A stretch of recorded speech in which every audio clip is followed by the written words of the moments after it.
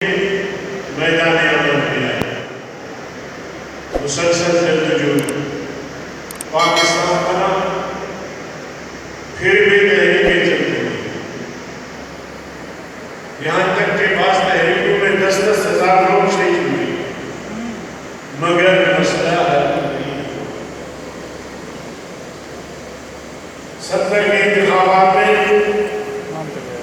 جب علماء کرام جو بڑی کم تعداد منتخب ہو کر آئے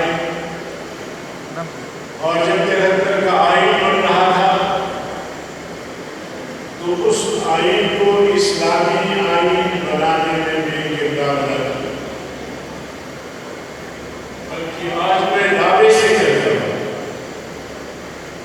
چیلنج کرتا ہوں کہ یہ آئین اسلامی آئین ہے، اس کا آغاز یہاں سے ہوتا ہے کہ قرآن و سنت کے منافی کوئی قانون نہیں بنے گا، قرآن و سنت کے منافی قوانین کو ختم کیا جائے گا۔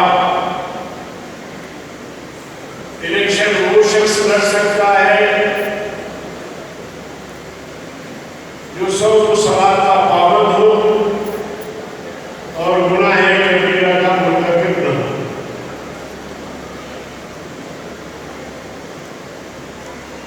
اگر آئین کے اس دفعات میں عمل درآمد ہوتا تو آج ہمارے ملک میں، ہماری ریاست میں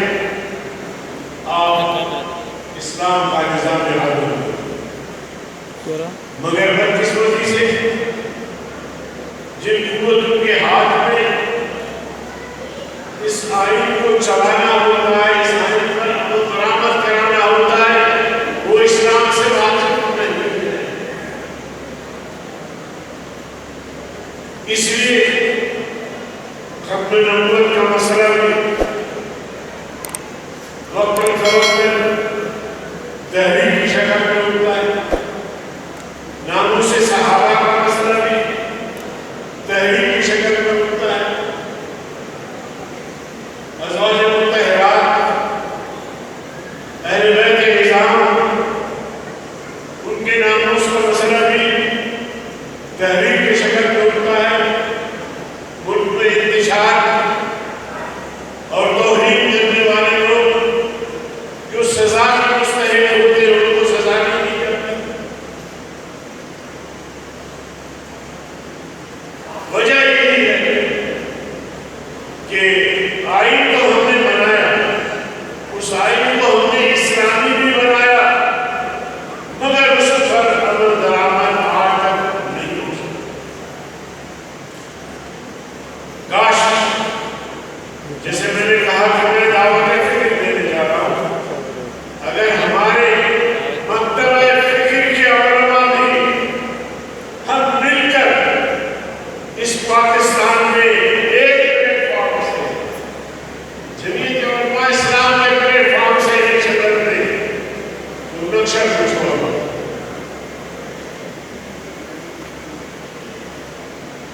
اور آپ دیکھتے ہیں کہ ہم 2-4 لوگ ہو کے بھی بہت سارے کام کر رہے ہوتے ہیں۔ کم من فئة قلیلۃ غلبت فئة کثیرۃ۔ کبھی ہم 15-20 لوگ ہوتے ہیں تو کسی دن میں 5-6 لوگ ہوتے ہیں سینٹ میں۔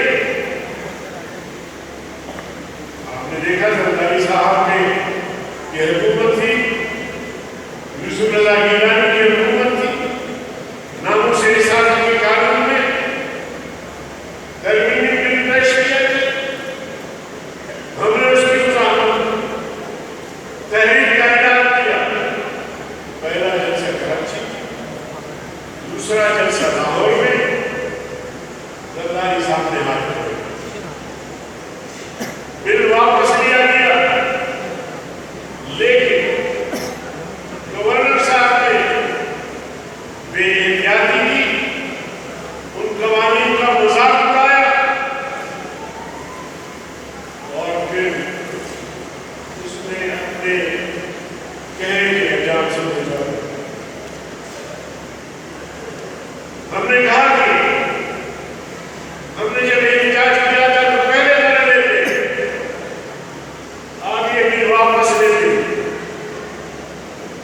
تو شاید دونوں صاحب کا واقعہ پیش ہے. اس سے پتہ چلتا ہے کہ مسلمان آقا نامدار صلی اللہ علیہ وسلم کے بارے میں کوئی گستاخانہ جملہ برداشت نہیں. کتنا بھی کمزور مسلمان ہو مگر ایسے موقع پہ اس کا ایمان جو ہے وہ جاگ اٹھتا ہے اور وہ اپنے جان پہ کھیل کر وہ کر گزرتا ہے جو عام آدمی کے تصور میں نہیں.